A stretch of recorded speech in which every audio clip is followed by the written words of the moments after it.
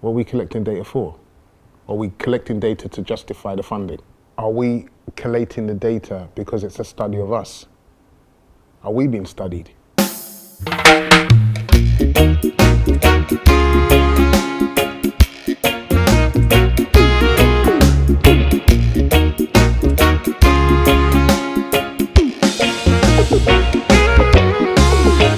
Hi and welcome to today's roundtable event.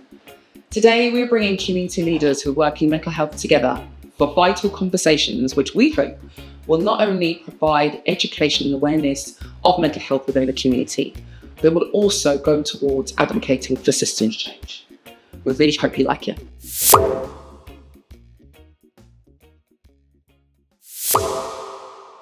When data is collected without cultural understanding, it stops being evidence and becomes erased. Mislabeling, underreporting, and biased interpretation can turn statistics into tools of harm rather than instruments of change. How can we address the risks in how data is collected or interpreted to prevent bias and ensure Black community needs are accurately represented? So my thoughts on this is, what do we even collect data for? What purpose does it serve? I think that's a big overarching question. Oftentimes it's about trying to prove that services work or don't work. And it's not necessarily data that matters to communities themselves. It's not often data they capture themselves. And so, yeah, it just doesn't really reflect their needs, their experiences in a way that matters to them most. I think it's really interesting you say about the collection of data to what end. You know, some people will say that we are one of the most researched group, and some will say we're the most under-researched group, depending upon which angle you're in. What the output or the outcome of said data is designed for, I think should be the overarching question, right? What are we actually trying to figure out, and what are we going to do with the data that either proves or disproves whatever theory that piece of data is for. So I think, yeah, it's super important. Yeah, I also think there's a question of who is being asked said questions. I think there's so many individuals within the global majority that there's so many data sets that people might want to prove a point or understand something, but the reach is not there for the masses of people that would actually represent that. So I think it's also about not just what's the data asking, but how can we ensure that the correct people are being also given the chance to actually be accessible for that data as well. Yeah, really good point. And I think when it comes to Black mental health, we've recorded the inequalities in Black mental health outcomes for decades, and unfortunately it hasn't made a difference. So sometimes that insight hasn't been useful in terms of driving change. And the last thing I guess I would say is that we're not a monolithic group as well. When we think about global majority communities or Black communities, there's so many different ethnicities, age groups, intersections that we can explore. So I think moving forward, we need to drill further into some of those experiences as well. Cool. I'm thinking of it random. I'm thinking of it, are we collating the data because it's a study of us? Are we being studied? Because the data, as you said, the data's always being collected. So what change has been made through the data that has been collected? So it stays the same, but we're still collecting data. What are we collecting data for? Are we collecting data to justify the funding? Shame. Oh, yeah. And is the data used to study us? What are they up to?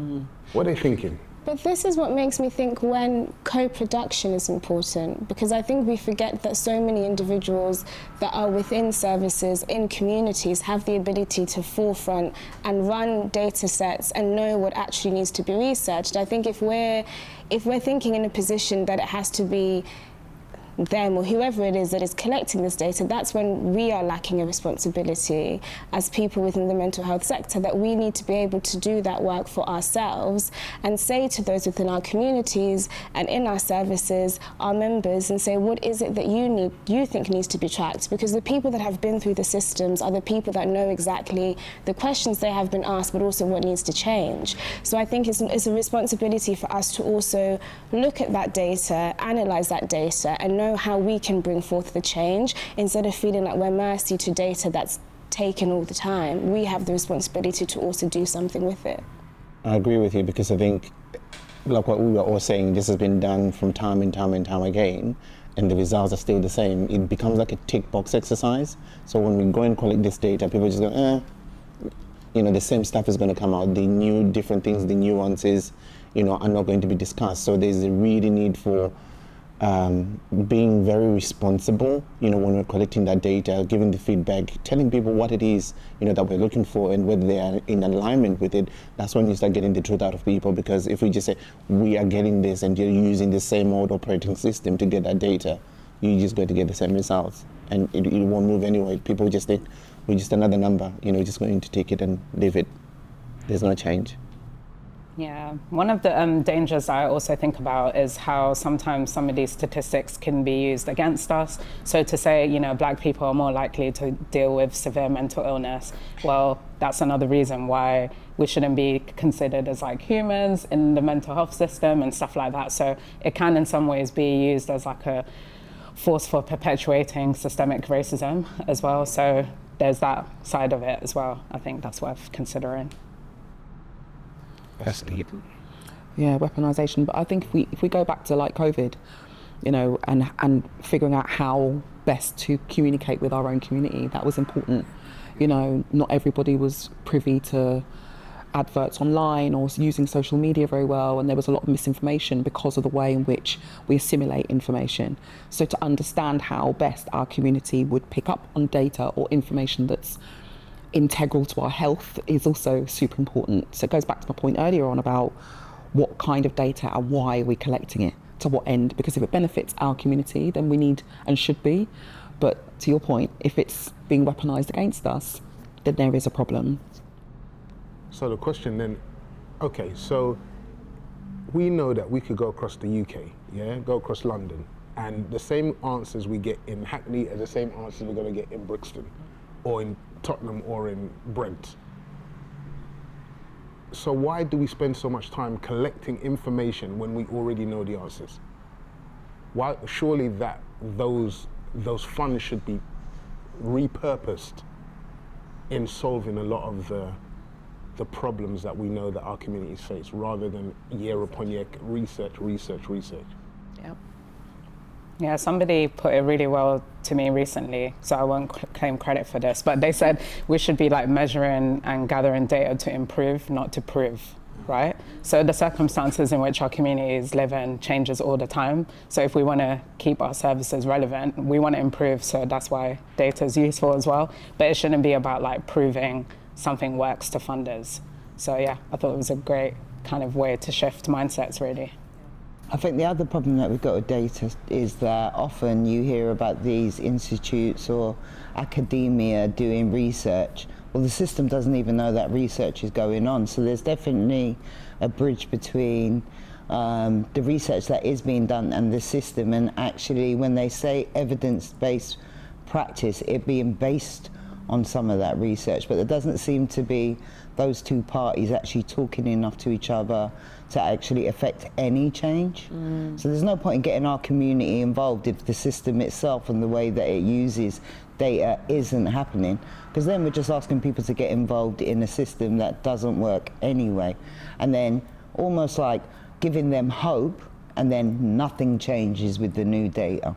So I think there's a lot about the fact that those two parts of the system do not interact enough, or the system maybe needs to do more research on itself and what isn't working. Because academia is making a lot of money out of research that does not affect any changes in our lives. Spot on. It just reminded me, actually, in mental health research generally, there's like a 15 to 20 year gap between when research is put into practice. And I bet when it's about like Black mental health, that gap is even, longer, because they're not involved in the communities in the research in the first place. They're not working with them to communicate the findings in a way that can be used practically. So it's written for like academic audiences. It's like speaking in a bit of an echo chamber rather than taking those findings and making it accessible to communities, to practitioners, anyone else. Well, your point, I think both your points made me think of when we were saying who does the research. There are so many organisations that, and I think we've done so much in that sense as well, we do the research because we're filling a gap, and I think more organisations that know they are filling that systemic gap within healthcare need to be really showing what it is that they're doing and then disseminating that, because there's a level of which I think academia is there. You can say the big system might not even be able to listen to what we research, but unless we are doing it and disseminating it on purpose and saying this is actually what's working, this is what's filling the gap, and choosing to do it backwards, so not waiting for the academia to let the bigger systems make a change, but us saying this change is evidenced, you have no choice to listen because your system is actually not working and it's not fulfilling an equitable and a just healthcare system for people of the global majority. So I think unless we are doing that and proving that what we're doing is working and showing it, then it's impossible for us to just wait and say, okay, there's a 20-year gap, because there will always be a 20-year gap. But unless we continue to show that we're filling that gap and bring it to the right doors and say you have to invest in what's working, then I think that also is what can help diminish that, will tighten that 20-30 year gap in between.